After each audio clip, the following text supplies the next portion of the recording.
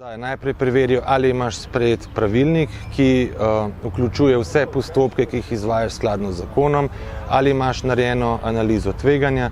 To pomeni, če si ocenil svoje stranke, svoje poslovanje na način, koliko so posamezne stranke tvegane iz vidika pranja denarja in financiranja terorizma.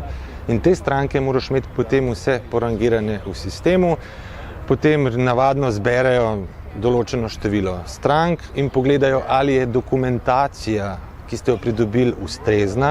Recimo, sploh pri poslovanju s pravnimi osebami je potrebno ugotavljati dejanskega lastnika, zelo je potrebno biti previden, kako izpisuješ dokumentacijo iz sodnih registrov, kakšno dokumentacijo ti stranka recimo prinese, če sam izpisuješ, preverijo, ali si jo pravilno podpisal, ali si dobil original, ali si dobil overjeno kopijo in tudi preverijo, če je starost dokumentacije bila ustrezna ob sklenitvi poslovnega razmerja.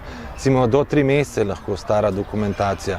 Potem pregledajo, si ugotovil politično izpostavljenost, ali si ustrezno izobraževal zaposlene, ker zakon predvideva tudi redno izobraževanje, ker lahko razumemo recimo letno ali pa enkrat na 2 leti, da se vsi zaposleni izobrazijo z tega področja, da lahko potem ustrezno izvajajo zakonska določila. Zelo pomembno je tudi to, da družbe, ki imajo 4 in več zaposlene, morajo imeti imenovanega pooblaščenca za preprečevanje pranja denarja in financiranja terorizma, ker pooblaščenec je potem kontaktna točka med nadzornikom in družbo. Če imaš manj kot 4 zaposlene, imenovanje pooblaščenca ni potrebno in tudi ni potrebno izvajati aktivnosti notranjega nadzora. Praktično vse ostalo moraš delati pa isto.